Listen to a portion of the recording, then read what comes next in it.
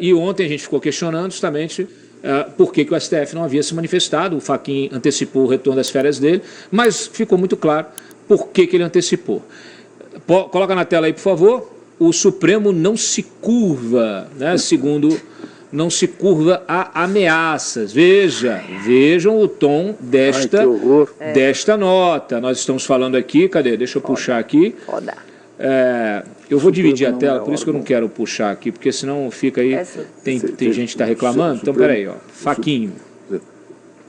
Eu vou puxar aqui, vou ler, se deixa a tela dividida, e eu vou ler, porque tem a nota inteira aqui também, tá? Política tá aqui, do órgão. Bom, vocês estão vendo aí, a frase de efeito do Fachin: o Supremo não se curva a ameaças. Como assim, Fachin não se curva a ameaças? Pode ir baixando a matéria enquanto eu leio aqui, mas eu preciso antes só de me despedir da rádio Sucesso FM aqui no 100.5 no Dial em Brasília. Pulem aqui para o nosso YouTube, que a gente vai seguir, já vai encerrar, mas a gente precisa encerrar com essa pauta que é muito importante, tá? Então, assim, pulem para cá. O fato é o seguinte, olha só, o Fachin divulgou então uma nota pública em defesa do ministro Dias Toffoli, da atuação dele no inquérito que apura essas irregularidades todas envolvendo o Master. O posicionamento vem também num momento de crise aí, de pressão sobre o Dias Toffoli. E, curiosamente, não coincidentemente, ou coincidentemente, mas não involuntariamente, essa manifestação, Júlia, Ari e Hugo, ela ocorre justamente depois da divulgação do vídeo do Toffoli recebendo o André Esteves, porque o André Esteves também é recebido por outros ministros. Então, assim, aconteceu um fato novo. Esse fato novo é um vídeo constrangedor, comprometedor, e aí agora você tem uma reação do STF. Tá? Muito bem.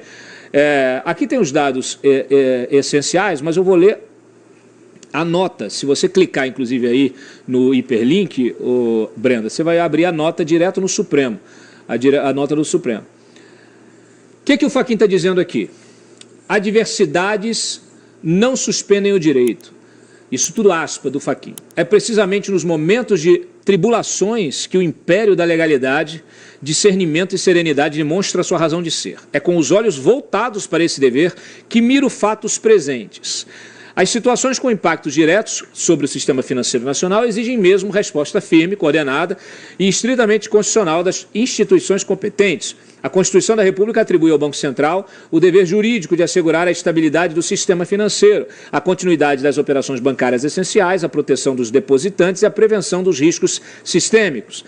Tais competências de natureza técnica e indelegável devem ser exercidas com plena autonomia e sem ingerências indevidas. A atuação da Polícia Federal é igualmente indispensável, sobretudo na apuração de eventuais práticas criminosas de gestão temerária, fraude financeira, manipulação de informações, lavagem de dinheiro e outros ilícitos previstos na legislação penal e financeira.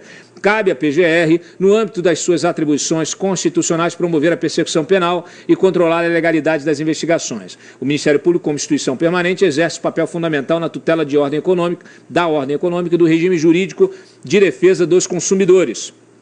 A seu turno, a Corte Constitucional Brasileira se pauta pela guarda da Constituição, pelo devido processo legal, pelo contraditório, pela ampla defesa, cumprindo respeitar os campos de atribuições do MP e da PF, porém, atuando na regular supervisão judicial, como vem sendo feito, e aqui o destaque, no âmbito desta Suprema Corte, pelo ministro relator Dias Toffoli. Então, endossando toda a conduta do Dias Toffoli nesse caso. No tocante ao STF, registro que o tribunal se encontra atualmente em recesso. Nesse período, matérias urgentes são apreciadas pela presidência e pelo relator nos termos regimentais. Encontra-se regularmente no exercício da presidência o Alexandre de Moraes, vice-presidente desta Corte. As matérias de competência do Tribunal Pleno e das turmas, quando decididas no recesso, serão oportunamente submetidas à deliberação colegiada, com observância do devido processo constitucional, da segurança jurídica, da uniformidade decisória, a colegialidade é método. É legítimo o exercício regular da jurisdição por parte dos membros do tribunal no período de recesso, sem exceção. Eventuais vícios ou irregularidades alegados serão examinados nos termos regimentais e processuais. Questões tais têm rito próprio, serão apreciadas pelo colegiado com a seriedade que merecem. A presidência não antecipa juízos, mas tampouco se furta a conduzi-los. É induvidoso que se submetem à lei, inclusive à própria Corte. Nada obstante, é preciso afirmar com clareza: o STF não se curva a ameaças ou intimidações.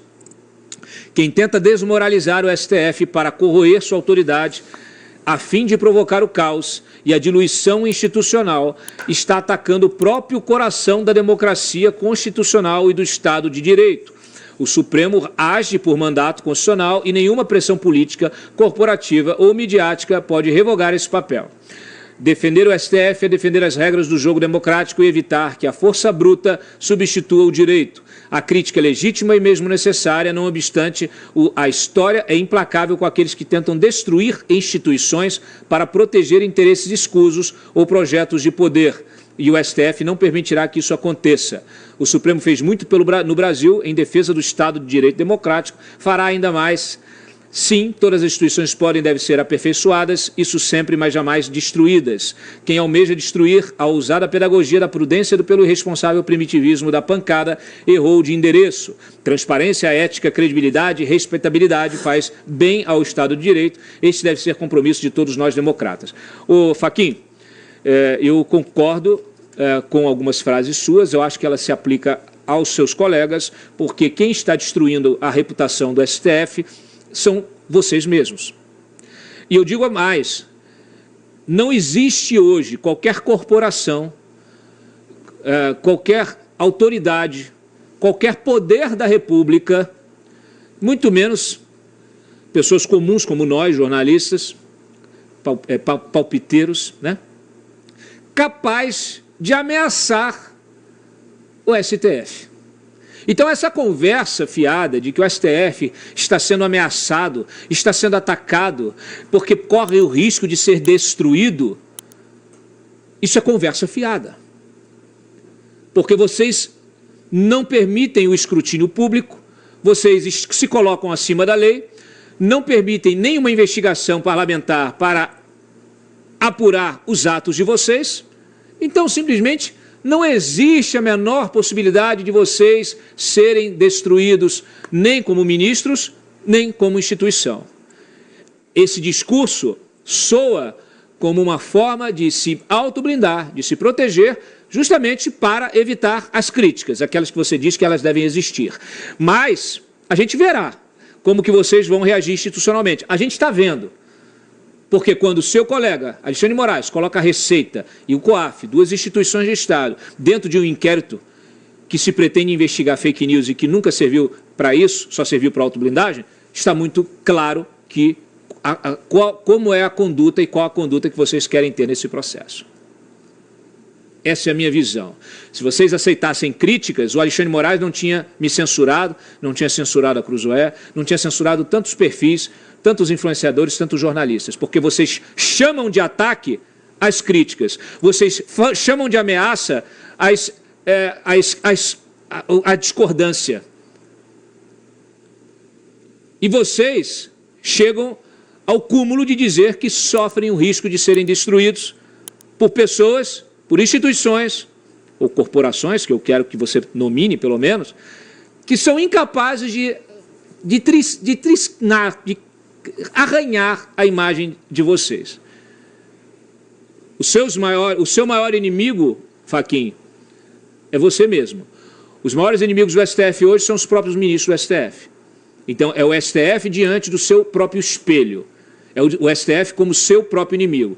São os ocupantes desses assentos que são capazes de se autodestruir em função das suas condutas. Muitas delas, sim, suspeitas, muitas delas imorais, antiéticas e muitas delas até inconstitucionais.